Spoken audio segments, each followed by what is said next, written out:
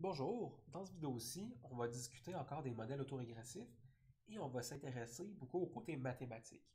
Donc dans cette vidéo-ci, on va regarder comment est-ce qu'on est capable de calculer la moyenne d'une série temporelle, donc vers quelle valeur notre série va converger, et la variance de notre série temporelle.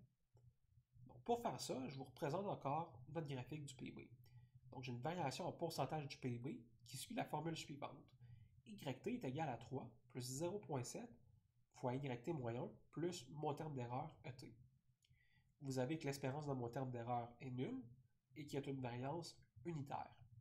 Et donc, je peux vouloir faire deux choses avec ça, avec mon modèle autorégressif. À l'aide de ma formule que j'ai estimée, si par exemple j'avais mes données que j'ai rentrées dans un modèle sur RStudio, sur Stata, sur Python, j'aurais pu trouver ma formule pour mon modèle autorégressif.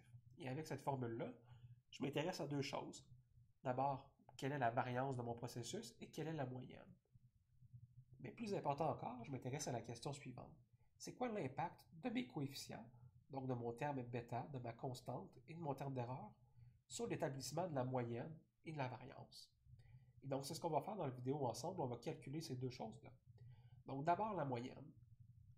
Je me remets toujours ma fonction à gauche et j'essaie de calculer la fonction, la moyenne de ma fonction qui est AR1. Donc, je la calcule à l'aide de la formule suivante. Ces formules-là sont développées dans le livre de Hamilton, si c'est quelque chose qui vous intéresse. Donc, comment est-ce qu'on aboutit à cette formule-là pour calculer la moyenne d'un processus AR1? Eh bien, à ce moment-là, je vous invite à y aller voir dans le livre euh, Time Series Analysis de Hamilton. Vous allez également pouvoir y voir comment on est capable de développer les mêmes équations pour des processus d'ordre supérieur, donc un processus AR2, AR3, etc. Donc, comment est-ce que ça change la formule? Comme ici, c'est un cours plus d'introduction, j'ai pas envie de rentrer dans ces mathématiques-là avec vous. C'est quelque chose qui se fait bien en lecture de toute façon. Donc, je vous invite à aller voir les manuels à cet égard-là, si jamais vous êtes curieux de voir comment est-ce qu'on aboutit à cette formule-là. Et donc, je remplace avec les paramètres de mon problème. Ici, j'ai ma constante qui est égale à 3, j'ai mon bêta qui est égal à 0,7, et ça me donne effectivement que ma série converge autour de 10.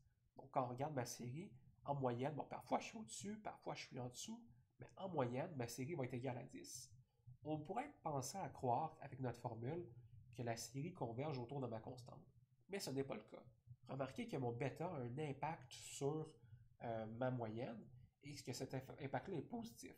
Donc, quand mon coefficient est élevé, la moyenne de ma série va également être élevée. Pourquoi?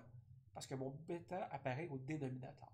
Donc, quand mon bêta est élevé, eh bien, vous allez avoir un paramètre qui va tendre vers 0. Et quand on tend vers 0 ici, ça implique eh bien, que notre dénominateur va tendre vers 0 et que notre fraction au grand complet va tendre vers l'infini. Pour vous en donner un exemple, je vous montre deux séries temporelles. Donc, j'ai du côté gauche la série traditionnelle avec laquelle on travaille, et du côté droit, je me suis permis de la modifier pour avoir que YT elle est égale à 3 plus 0,2 fois YT moins 1 plus le terme d'erreur. Donc, le terme d'erreur suit le même comportement. Tout ce qui a changé ici, c'est mon terme de bêta. Et donc, mon coefficient, quand mon coefficient est plus faible, vous remarquez que, effectivement, ma série converge beaucoup plus proche de ma constante. Si mon bêta était égal à 0, si mon bêta était égal à 0, vous auriez que mon dénominateur aurait été égal à 1. Et à ce moment-là, la moyenne de ma fonction aurait été égale à ma constante, comme vous l'auriez dans un modèle de régression linéaire standard. Donc ça, c'est pour le calcul de la moyenne. On remarque, une fois de plus, que le coefficient varie de façon positive avec la moyenne. Quand le coefficient augmente, la moyenne augmente. Quand le coefficient diminue, la moyenne va diminuer. Donc ça, c'est pour le calcul de la moyenne. Maintenant, on se penche à la variance. Donc toujours ma fonction à gauche. Et à droite, je vous montre la formule pour calculer la variance d'une fonction AR1. Donc la variance de mon YT, de mon équation ici, va être égale à la variance du terme d'erreur. Donc ici, ma variance est égale à 1 divisé par 1 moins bêta au carré. Donc remarquez ici que mon coefficient est mis au carré. Une fois de plus, si vous voulez voir comment on arrive avec cette formule-là, je vous invite à aller voir le manuel de Hamilton. C'est très bien développé comment on y arrive.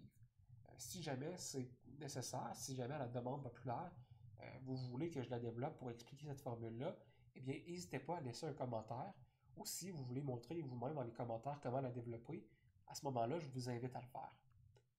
Donc la variance ici est égale à la formule, je remplace par mes éléments. Donc j'ai 1, qui est la variance unitaire de mon terme d'erreur, que j'ai moi-même définie. Donc je la connais parce que c'est moi qui l'ai définie, et qui est égale à diviser, 1 divisé par 1 moins 0,7 au carré, et 0,7 au carré, ça se trouve être 0,49. Donc j'ai 1 divisé par 1 moins 0,49, et ça me donne donc que la variance de ma série est environ égale à 1,96. Une fois de plus, on remarque que mon coefficient a un rôle positif dans ma variance. Plus mon coefficient est élevé, eh bien, plus ma variance va également être élevée. Inversement, quand mon coefficient est faible, eh bien, ça veut dire que ma variance va diminuer. Et ça, c'est parce que notre variance, quand notre coefficient est élevé, on se rappelle, ça veut dire à ce moment-là que notre équation a beaucoup de mémoire. Donc, un choc dans le passé va affecter le présent plus souvent, plus longtemps. Donc, ce qu'on se retrouve, c'est que dans le futur, eh bien, vous avez plusieurs chocs qui affectent encore la série économique, et c'est pour ça qu'on a une plus grande variance d'un point de vue intuitif. Naturellement, la variance du terme d'erreur affecte beaucoup aussi la variance au grand complet de notre série. Donc, plus il y a de variance dans notre terme d'erreur, et bien plus il va y avoir de variance dans notre série temporelle.